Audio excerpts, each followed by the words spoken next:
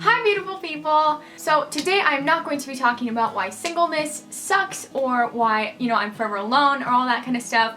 I'm sorry, I'm not. Today I'm going to be talking about why this season in our lives called singleness is actually a blessing. Okay, so being single is a very important part of your life, okay? A lot of people kind of call this a waiting period before you meet your husband or your wife or whatever, your future spouse. But I don't like to call it a waiting period. I like to call it a preparation period, because if you're constantly waiting for someone to come into your life and waiting for God to bring that person in your life, it can become an idol.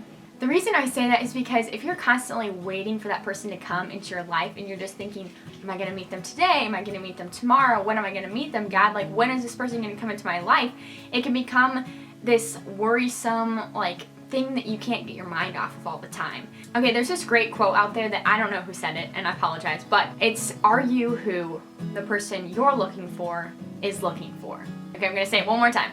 Are you who the person you're looking for is looking for? In a nutshell, that means if you're looking for someone, you have this high expectations of that person, they have to be a gentleman, they have to be a really strong Christian or whatever, you have to be equal to that. You have to put yourself on the same level, getting yourself to be the person you want someone else to be for you. Does that make sense? I hope it makes sense.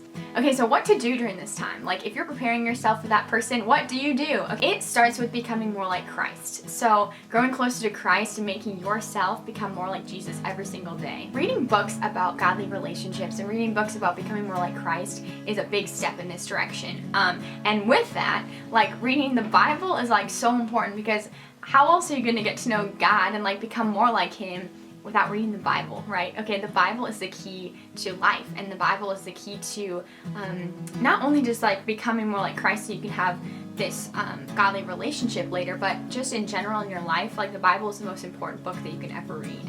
Okay, so what I like to do is to memorize scripture, and what I used to do before I read the Bible consistently every day and stuff, what I would do is write down one verse per night on a note card, and I would make it really pretty and try to memorize it and stuff, and that's what I did every night. So I had a devotional book, and then whatever verse that was, I would write on a note card, and that helps you to memorize it too. So besides a relationship with God, which is so incredibly important, your relationships with your family and friends are also very important. Use this time to put your energy and your focus on those people instead of thinking, gosh, is that guy, am I gonna marry him? Is that my future husband? Instead of focusing so much on that and focusing on that whole thing, focus on other people, your friends and your family, people that you're already close to, and work on putting them before yourself. Work on encouraging them and different things that you can do to take your energy off of worrying about your future husband or your future wife. I don't think I said this, but I am single right now, and right now, this moment, December 4th, 2015,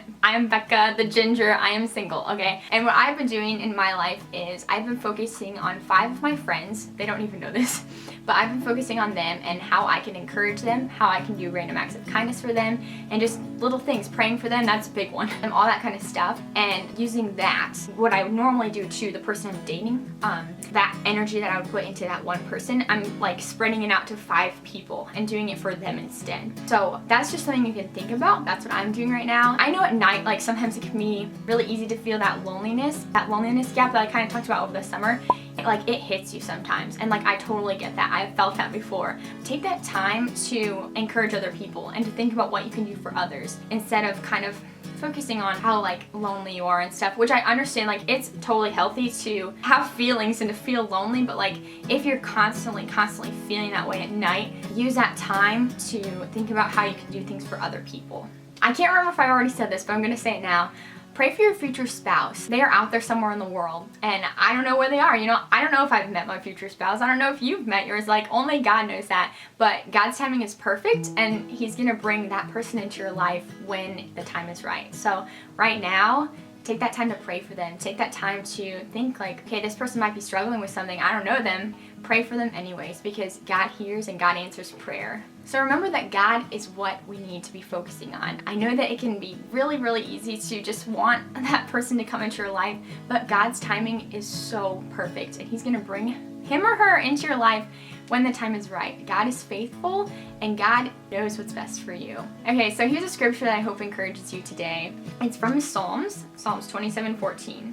Wait on the Lord, be of good courage, and he shall strengthen thine heart. Wait, I say, on the Lord. Have a great day and know that you are so loved and so beautiful.